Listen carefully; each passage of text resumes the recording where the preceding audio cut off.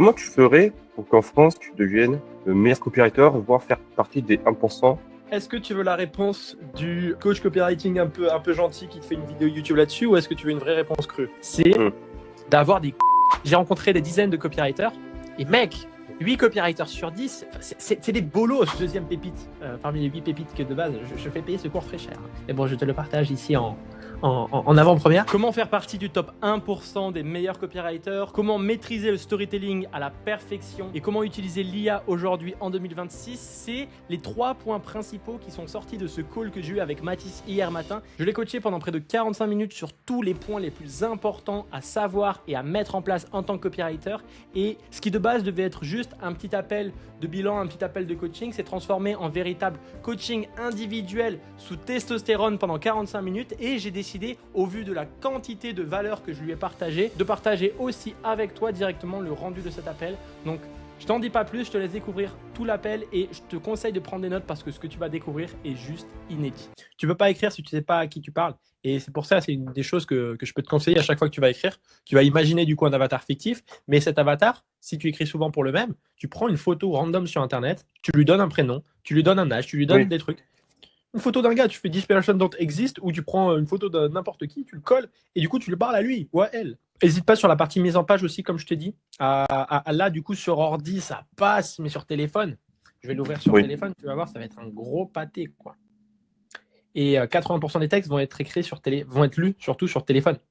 Donc, ce que tu veux aussi, et ça, c'est une des choses que je dis dans un autre de mes cours, dans un de mes cours payants d'ailleurs, c'est de faire ce qu'on appelle de l'écriture captivante, avec notamment une des 8 règles qui est de faire des phrases longues et des phrases courtes. Enchaîner les phrases longues et les phrases courtes. Là, du coup, tu vois, c'est phrase un peu plus courte, phrase un peu plus longue, phrase un peu plus courte. Ah, là, c'est encore plus court. Et l'idée, c'est de rendre la chose très facile à lire.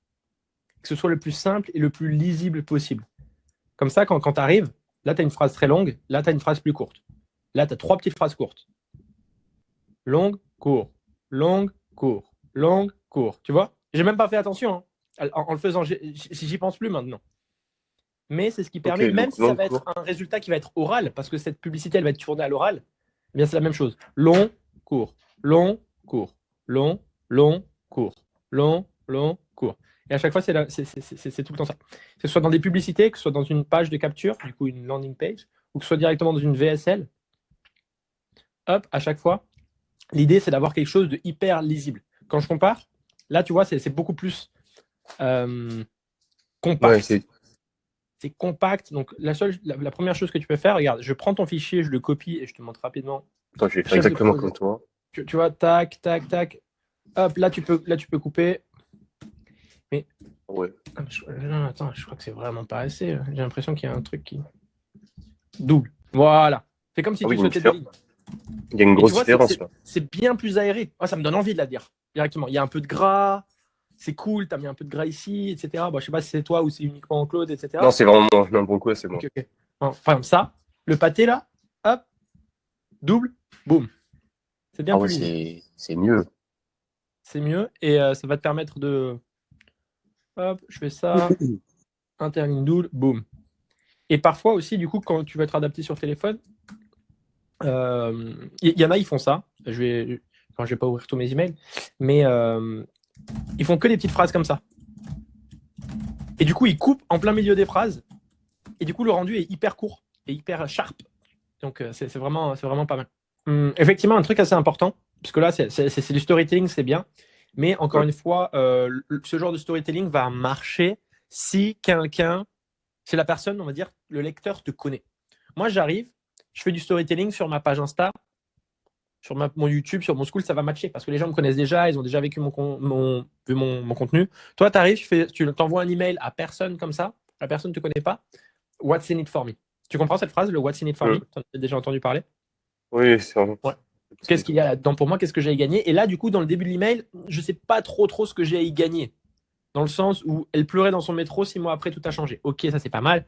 Mais on veut un petit peu plus de piquant, de sexy pour donner envie de rester un peu plus loin. Faut vraiment que je parle de l'histoire de ce client et pas d'une personne random que les gens connaissent pas. Non, si, tu peux faire une personne random que je ne connaisse pas, hein, c'est ok, tu peux faire complètement du Ah.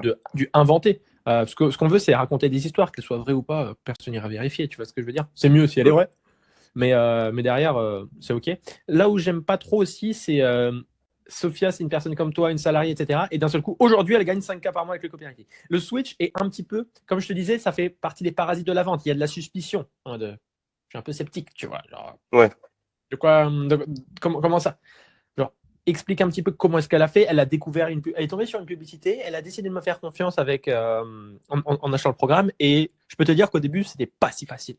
Sophia, elle n'avait jamais travaillé en ligne, donc s'approprier les outils n'a pas été le plus simple. Mais elle ne s'est pas laissée décourager. Le deuxième mois, elle a eu un potentiel client, mais au final, qui ne l'a jamais rappelé. Elle a été dégoûtée.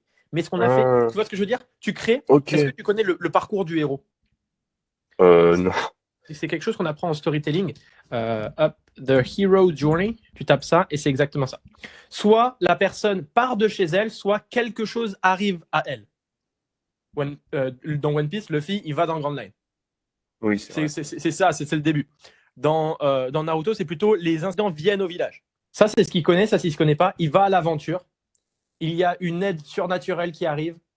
Il y a des gardiens qui les aident. Ben là, il veut aller à l'aventure. Là, après, il devient ninja. Après, boum, il découvre Kakashi qui l'aide à découvrir au début. Puis après, il y a des gens qui l'aident, exactement comme Iruka. Puis après, il a son vrai mentor qui s'appelle Jiraiya. Puis après, il y a eu de l'aile. Et après, c'est la descente aux abysses.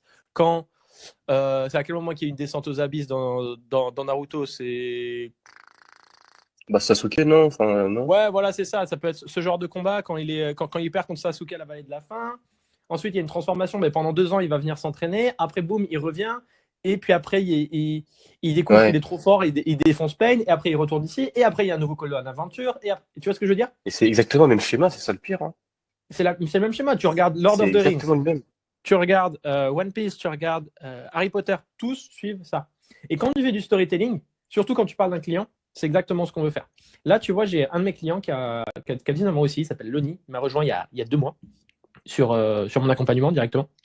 Il a mis les fonds, il s'est débrouillé pour rejoindre mon accompagnement. Et 1 mois et demi après, genre, je lui ai envoyé une mission à 1300 par mois. Donc, tout simplement parce qu'il le méritait, il était bon. Et je lui ai envoyé une mission que moi, je n'avais pas spécialement envie de faire ou qui n'était pas rentable pour moi. Et il se trouve que là, du coup, je lui ai dit, bah, écoute, mec, prends 300, 400 euros de cette mission-là. Tu prends un billet d'avion aller-retour en Géorgie, tu viens passer une semaine ici. Je lui ai payé un Airbnb aussi pour que, en fait, pendant une semaine, je l'aide en présentiel. C'est moi, mon but, c'est d'impacter les gens. Je m'en fous de vendre les formations, etc. Genre, je vis du copywriting avant tout. Je veux vraiment impacter. Et je sais qu'avec Loni, quand il sera là, je vais faire une vidéo YouTube. On va retracer un petit peu le début de son parcours. À ton avis, qu'est-ce que je vais faire? Je vais reprendre exactement ce schéma-là. J'ai Jimmy, un autre de mes élèves qui est pareil, était serveur à Chamonix en novembre-décembre, et là, il a fait un mois à 6000 balles en février-mars. Il était venu ici aussi. Qu'est-ce qu'on a fait? Il y a l'interview sur ma chaîne YouTube. Hero Journey. À chaque fois qu'on veut faire un storytelling, c'est vraiment intéressant de partir du début avec les croyances, le known, comme je sais pas, comme tu l'as vu, il y a le known, ce qu'on connaît et ce qu'on ne connaît pas. Il y a les péripéties, les aventures, le mentor, les premières désillusions, le gouffre abyssal. Dans One Piece, c'est quand il perd Ace, par exemple. C'est hyper bien foutu. Oda, c'est un monstre par rapport à ça. Dans Harry Potter, ça va être. J'ai plus en tête. Je connais moins Harry Potter que les animés. Tu me diras. Mais tu vois, il y a toujours le moment abyssal de la perte abyssale. Dans Hunter x Hunter, c'est quand Killua il rentre dans la montagne. Il est au plus bas. Tu peux prendre dans DBZ aussi, c'est la même chose. Et tout suit le même schéma. 2-3 jours avant d'avoir mes premiers résultats, mec, j'étais en train de pleurer sur les genoux de mon ex à l'époque parce que je me disais, putain, ça marchera pas. Ça faisait 1 an que je me lançais, j'arrivais pas à trouver de clients, j'arrivais à faire rien. Et mec, je te jure, je fondais en larmes. J'en pouvais plus, j'ai fait ça va pas marcher. Et le lendemain, je me dis, allez, j'ai un call ce soir, j'espère que ça va le faire. Et j'ai trouvé mon premier client à 800 euros par mois. Et après, le même jour, j'ai closé un client à 3 fois 333 euros pour un petit coaching sur du copywriting. Et je me suis dit, oh putain, mais c'est une folie. Et du coup, quand tu retraces un petit peu ton histoire, entre guillemets, c'est un peu ça. C'est un peu ce que font les gens sur YouTube. Inoxag, en termes de storytelling, c'est très, très fort. C'est très, très, très fort. Et il fait la même chose. Ils sont accompagnés, toutes ces personnes-là, par des gens qui savent le maîtriser. Aussi, je suis sûr que tu as peut-être une compétence que tu as développée récemment, que ce soit sur que ce soit dans un sport, que ce soit sur un jeu, que ce soit dans un business, que ce soit dans la relation avec quelqu'un ou quoi que ce soit, il y a quelque chose que tu essayes de faire au quotidien et tu te souviens des bons moments comme des mauvais moments où tu te dis putain, j'étais à 2 doigts d'abandonner, mais au final, j'ai continué un petit peu. Parce que même dans une révision pour un contrôle de maths, peu importe, tu vois, tu peux créer du storytelling autour de tout. Tu comprends? Ouais.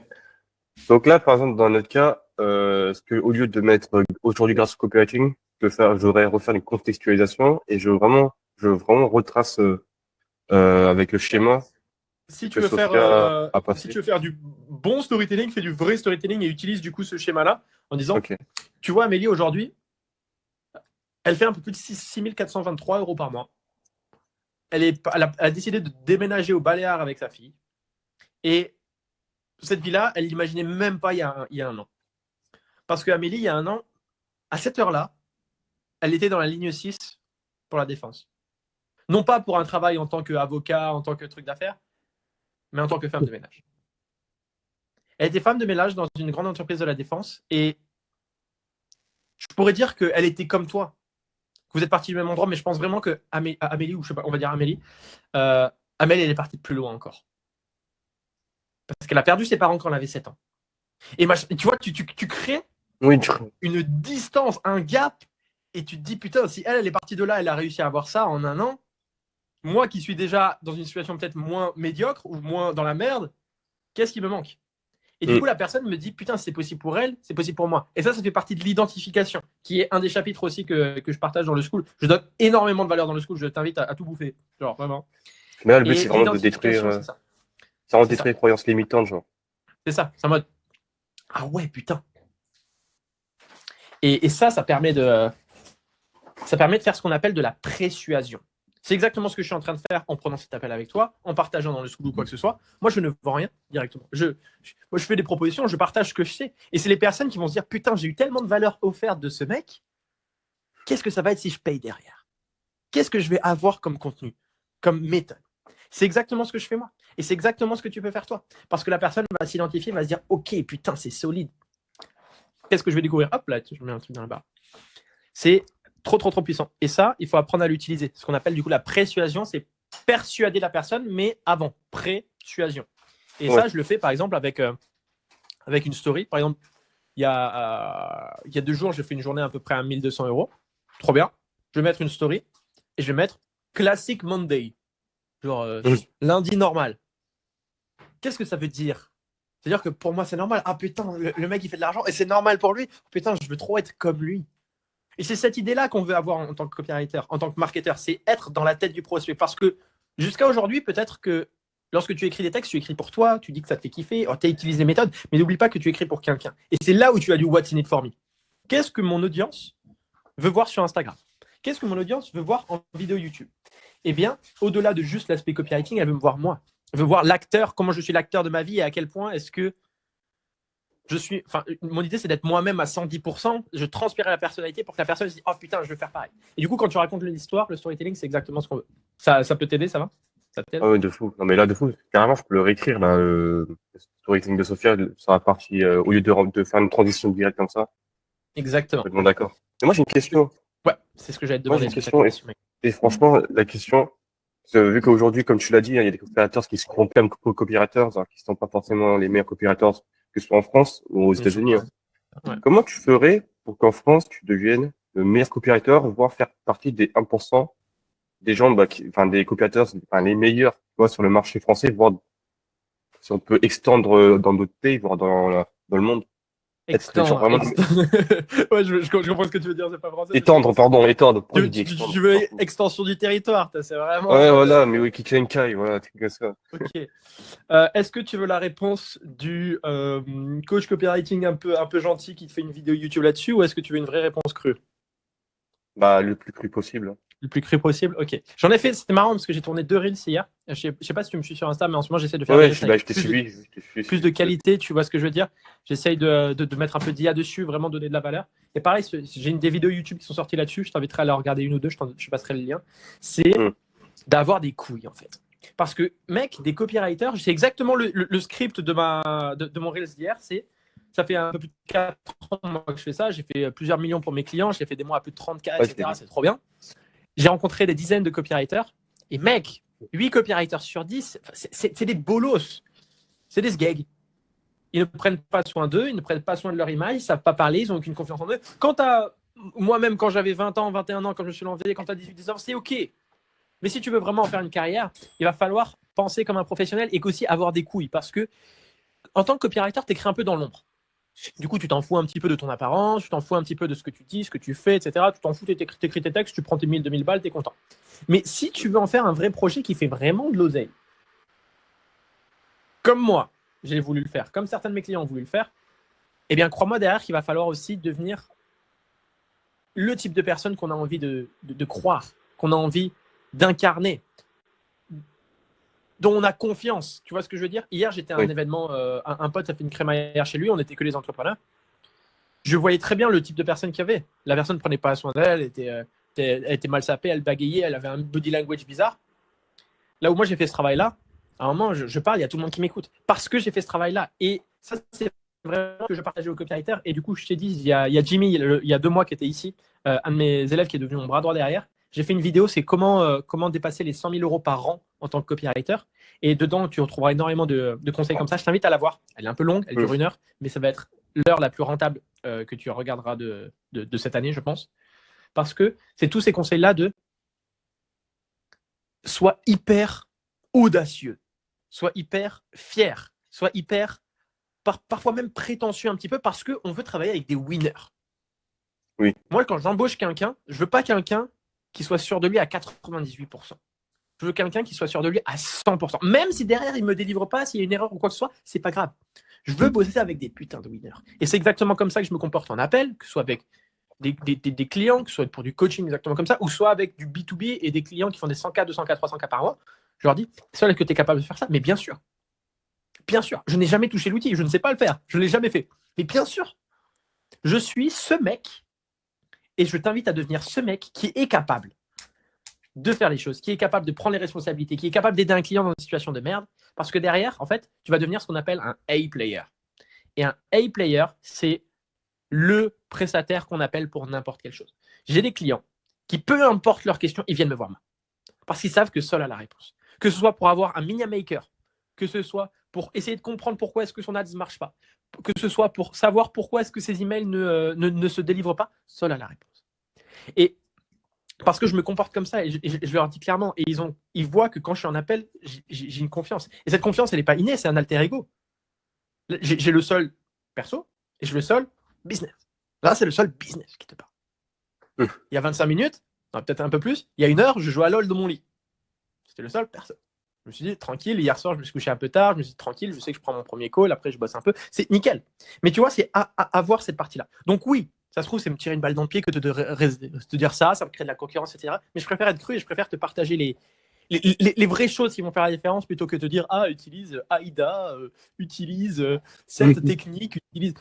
Ça, oui, mais... c'est un truc de geek, tu vois ce que je veux dire? C'est un truc de bolos. Moi-même, j'étais un gros geek, hein.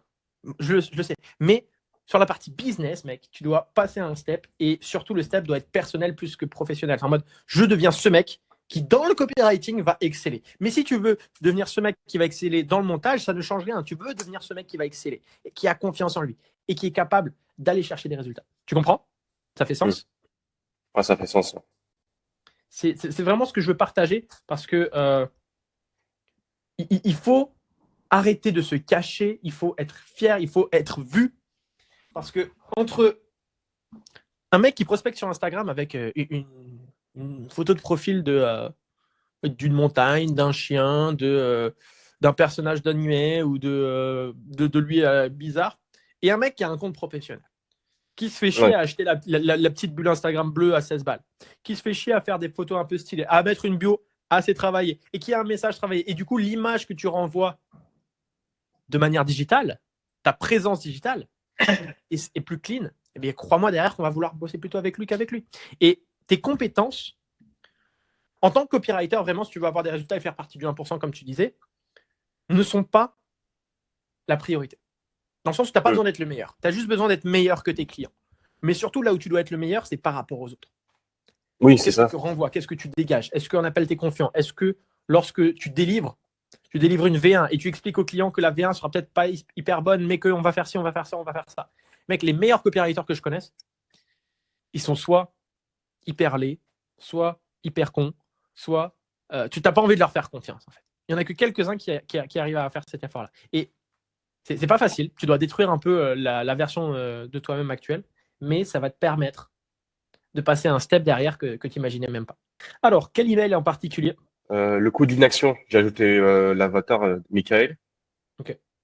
Ok. Déjà, le titre, tu vas rester encore combien d'années? Tu parles à qui? Tu parles comment? Tu parles dans quoi? Est-ce que du coup, tu parles à un gars qui est coincé en Australie? Est-ce que tu parles... Ouais, c'est vrai, quel objet? Si je dis, par exemple, tu vas rester encore combien d'années dans ton CDI? Ah, c'est ça. Et est-ce que la personne en a marre de son CDI? Ouais, tu vois, c'est toute cette partie-là aussi sur le côté avatar. Être précis. Ton CDI te ronge sans le savoir. Ça peut être aussi une sorte d'email assez intéressant. Bon, bref. Dans 6 mois, 2 ans, 10 ans, 40 ans, tu auras le même travail. Entre 6 mois et 40 ans, c'est peut-être un peu lourd, ça, Mathis. Je prendrais plutôt. Imagine-toi dans 6 mois, dans 2 ans, dans 5 ans, dans 10 ans. Est-ce que tu te vois vraiment encore dans ce même poste, aller au même endroit, faire le même trajet pour gagner la même somme ou 200 euros, ou 200 euros de plus, qui, on va pas se le cacher, ne vont rien changer à ta vie. La vérité, c'est que 70% n'arrivent pas à littéralement changer leur vie. D'après une étude, 1 Français sur 2 veut lancer son entreprise, mais au final, quand tu regardes vraiment les chiffres, aucun n'arrive à avoir de vrais résultats.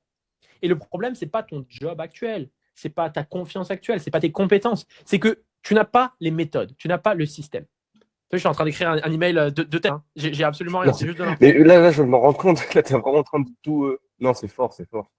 Mais en fait, j'en ai écrit des milliers. Ça fait 4 ans que je fais ça. Du coup, j'ai la science infuse là-dessus. Je ne dis pas que c'est exactement ce qu'il faut faire. Mais tu vois le storytelling, comment je l'amène. La tension, tu la sens dans ma voix. Même dans la voix, mais c'est ça, j'aimerais travailler ça. Cette tension-là, il faut la faire d'abord à l'écrit, à l'oral pour la faire à l'écrit. Parce que le copywriting, c'est une discussion entre 2 personnes, sauf qu'il n'y a qu'une seule personne qui parle. Tu lis, mais tu dois entendre la voix de la personne. Et moi, je sais que je parle et je mets ma voix partout pour que quand les personnes me lisent, entendent ma voix. C'est pour ça que je prends des calls, c'est pour ça que je fais des vocaux, c'est pour ça que je fais des reels, c'est pour ça que je fais des stories, etc. Parce que les personnes, quand ils ont ma voix en tête, au bout d'un moment, quand ils vont lire mes textes, ils vont dire putain, j'ai la voix de Saul dans ma tête. Et ces petits changements-là, mis bout à bout, vont me faire plus d'impact. Et si j'ai plus d'impact derrière, je vais aussi faire plus de CA. Mais bon, ça, c'est pas la priorité, c'est ce qu'il y a derrière. C'est vrai que j'ai jamais pensé à faire ça à voix haute avant d'écrire des emails. Fais-le à voix haute avant et relis-le à voix haute après. Parce que à partir du moment où tu vas bégayer sur une phrase, ça veut dire que la personne, tu vas perdre son attention. Parce que si toi, tu n'arrives pas à le lire à l'oral, lui, il n'arrivera pas à le lire à l'écrit, il ne va pas comprendre. Et encore une fois, je pense que tu l'as découvert dans les livres, dans ce que tu as entendu ou quoi, Mathis, ça doit être de faire en sorte que ton texte soit compréhensible à tel point qu'un enfant de 5 ans, 6 ans, maximum 10 ans, puisse le comprendre. Si tu parles effectivement d'un truc hyper calé en finance ou en santé, etc., oui, effectivement, il va falloir parfois utiliser du vocabulaire qu'on connaît et que ton avatar connaît, ça c'est sûr. Si je te parle de landing page, si je te parle de ads, si je te parle de AIDA, toi ça te parle parce que c'est un truc que tu as déjà bouffé un petit peu.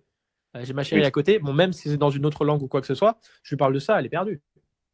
Tu sais ce que je veux dire? Donc l'idée, c'est effectivement de savoir et de s'adapter au langage de la personne en face, mais surtout que ce soit tellement crystal clear, genre tellement clair comme de l'eau de roche, comme on dit en français, que ce soit hyper facile à lire. Ok. Le véritable problème que tu aies peur, tu vois, le véritable problème que tu aies peur, je viens de le lire, je ne le comprends pas. Je viens de le lire, c'est vrai. Je te donne deuxième pépite parmi les 8 pépites que de base, je fais payer ce cours très cher. Et bon, je te le partage ici en avant-première. C'est la règle des 3. Là, par exemple, si tu veux donner du rythme, créer cette tension, avoir du storytelling, c'est utiliser ce que j'appelle la règle des 3. Tu vas voir dans tous mes textes et dans tout ce que je fais, en général, il y a toujours 3 choses. 3 bénéfices, 3 peurs, 3 call to action, 3 choses, parce que les humains, le cerveau humain aime les choses regroupées en un truc de 3. Le nombre de dessins animés ou d'histoires avec les 3 petits cochons, 3 mousquetaires, les 3 petits chats. Les Total Spice, pareil, ça sont 3. Dans Naruto, c'est des groupes de 3. Le 3 est un nombre magique. Pour toi, dans ta tête, 3 doit devenir un nombre magique. Parce que tout ce qui est en groupe de 3 est plus facilement assimilable, compréhensible et clair. Je te montre rapidement un de mes textes. Sur les pubs d'hier. Genre, je prends au hasard. Ads, je descends, pouf. On va aller dans celle-là. Et voilà. Vous travaillez encore avec ce genre d'agence 360 qui vous envoie des leads dans un fichier Excel, des dizaines de contacts, des noms, des numéros, mais derrière, aucune conversion. Je viens de faire une règle des 3. Ouais. Voilà. Un système qui permet de tester plusieurs angles, de comprendre ce qui fonctionne, d'optimiser en continu. Bon, là j'aurais pu le faire en 3 fois, je l'ai fait en 4. Et surtout, de créer quelque chose de stable. Mais la vérité, c'est que ces 3 points-là sont inutiles. Ils sont là pour créer du crescendo, pour aller mettre en lumière le dernier point. Ah, donc en fait, intuitivement, tu as utilisé la règle des 3 pour la phrase finale. Exact. Pour la dernière phrase, pour la mettre vraiment. Parce que là, je te parle à l'oral. Tu vois, je te parle à l'oral, tu retiens pas ce que je dis. Mais par contre, si je te dis que il va falloir que tu fasses ça pour être meilleur en copywriting, ça, mais surtout la chose numéro 1 qu'il faut absolument que tu retiennes pour faire ça, ça va être ça. Parce que tu vas retenir la fin de ma phrase et la dernière phrase quand je te fais une règle des 3. Parce que c'est ça la plus importante. Et les 2 premières sont là pour créer un crescendo et elles sont dans l'ombre de la 3e qu'on met en lumière. C'est du copywriting très poussé. Hein. Mais c'est ce qui va te permettre d'avancer, faire une règle des 3. Et je vais te trouver un autre exemple au hasard. Voilà. Le problème de vos ads, ce n'est pas vos ads. C'est le fait que vous utilisez les mêmes stratégies que tout le monde, les mêmes structures, les mêmes hooks et les mêmes funnels. Résultat, vous attirez des prospects génériques avec des messages génériques et donc des résultats génériques. 2 règles des 3 en l'espace d'une phrase de 20 secondes. Et ça, c'est partout, tout le temps. Ouvre les yeux sur le marketing qui t'entoure, sur les pubs qui t'entourent, sur tout ce que tu lis, tout ce que tu vois. Je pense que tu auras la rêve de l'œil de la mort de Death Note. C'est exactement ce que j'utilise même avec des gens qui connaissent absolument pas. C'est tu as un œil qui te permet de tout voir, de tout comprendre. Pourquoi est-ce que j'ai acheté ce truc Marshall, c'est quoi cette marque? Qu'est-ce qu'il y a derrière? Si je vais sur leur site, qu'est-ce qu'il y a comme pub? Passer de consommateur à analyste. Passer du mec qui consomme au mec qui comprend, qui duplique et qui derrière peut faire pareil pour ses clients. Mimétisme.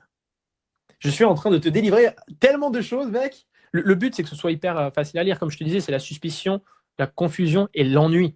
Si c'est ennuyeux comme texte, ennuyeux, j'ai jamais su ce qu'on dit, c'est chiant en fait. Il faut du fun. Là, je sors un vlog de peut-être 45 minutes, 1 heure ce week-end sur la Géorgie, sur mon expatriation, sur mon mois à 30 000 euros, sur les insights de mon business. J'ai perdu un contrat à 8 000 euros, etc. Je raconte tout. Mais tu vois, j'ai perdu un contrat à 8 000 euros. Tout ça, j'en parle dans le vlog parce que c'est des insights, c'est du storytelling, c'est des trucs où je sais que ça va pas être chiant. À un moment, il se passe des trucs ici, il se passe des trucs ici pour garder l'attention de la personne.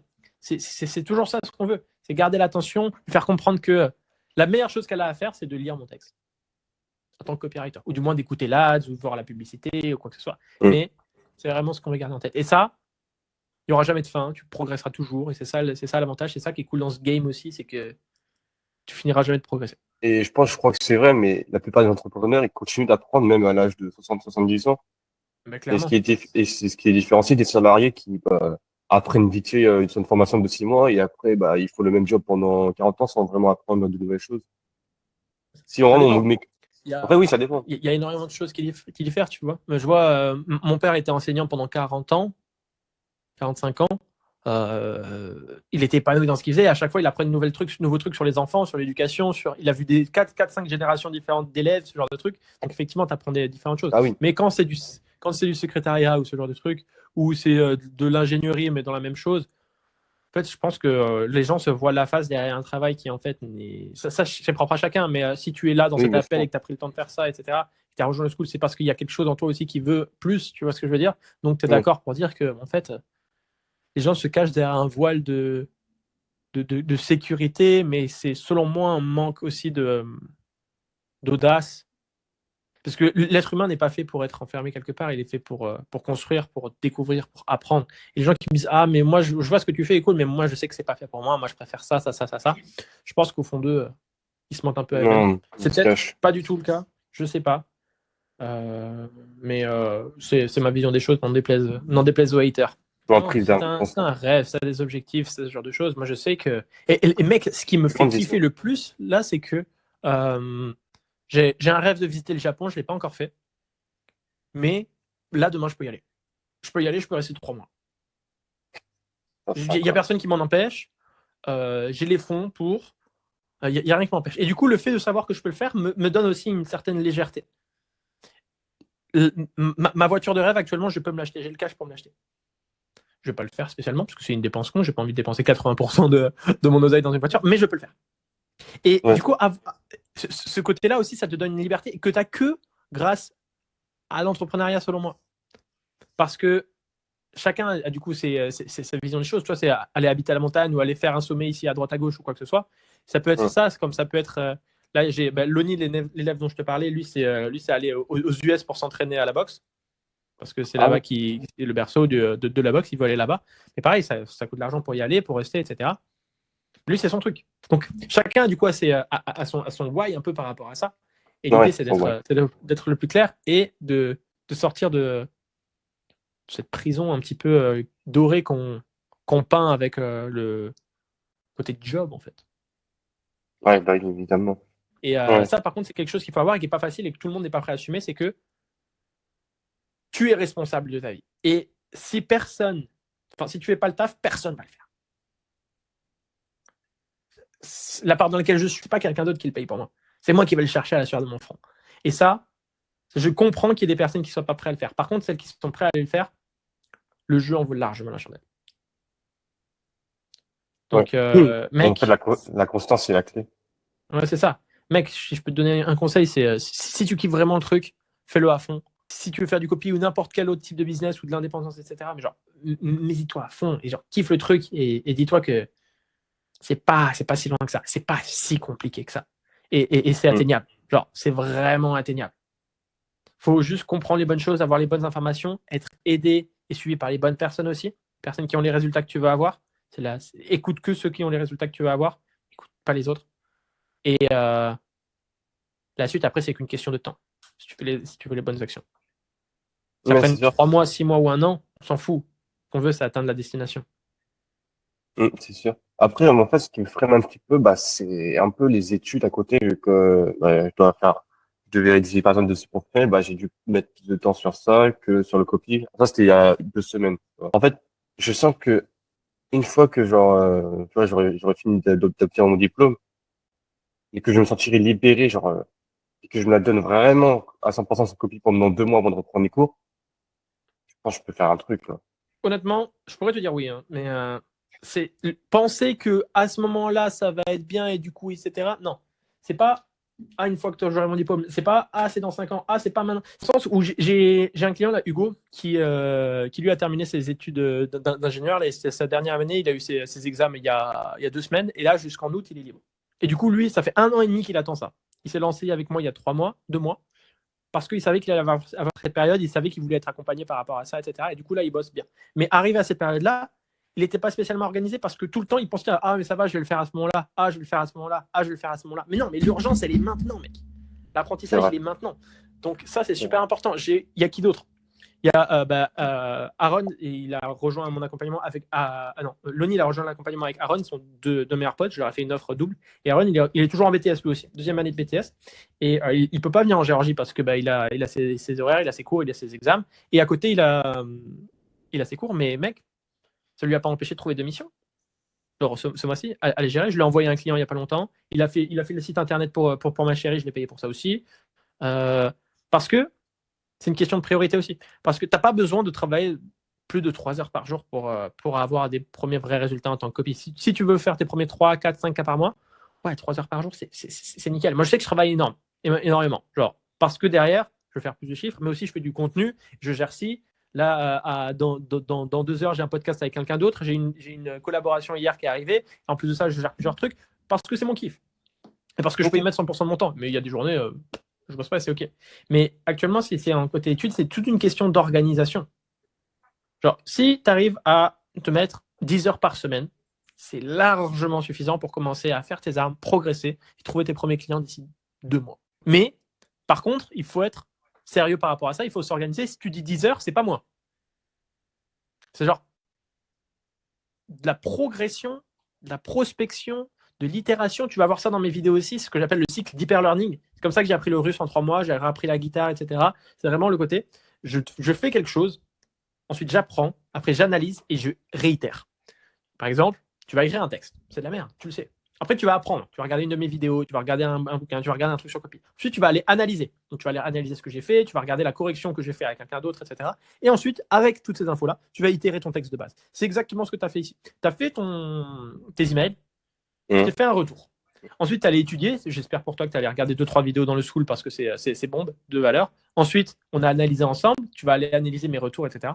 Et derrière, tu as itéré. Itérer, ça va être mieux. Et c'est faire ça tout le temps, avec tout dans ta vie. Mais surtout dans le copy.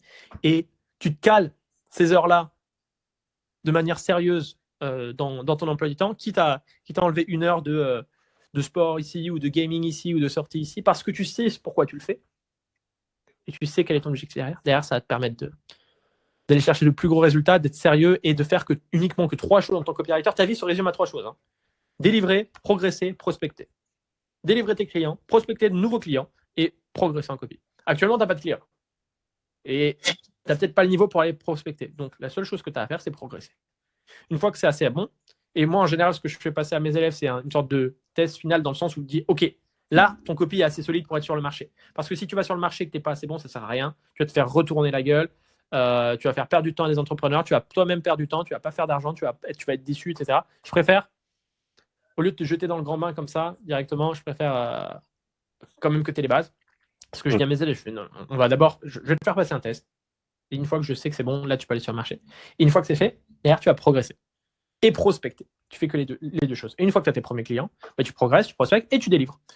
Et après, c'est la même chose. Et c'est pas plus compliqué que ça. Bah, en plus, j'y ai réfléchi justement pour attirer des prospects. En fait, c'est grâce au contenu, finalement, que tu attires des prospects qualifiés. Non. Et je pense que. Non. Pas de B2B. Des prospects pour. Tu m'as découvert comment avec une de mes pubs, peut-être, mon contenu Insta, YouTube. Ouais. Bah oui, du coup. Lequel est propre, Insta. YouTube Insta. Insta. Ok. Là, par exemple, Insta. Oui, mais là, c'est du B2C. Tu vois ce que je veux dire? C'est business to customer. Là, Ouais. moi, j'attire pas vraiment des leads B2B.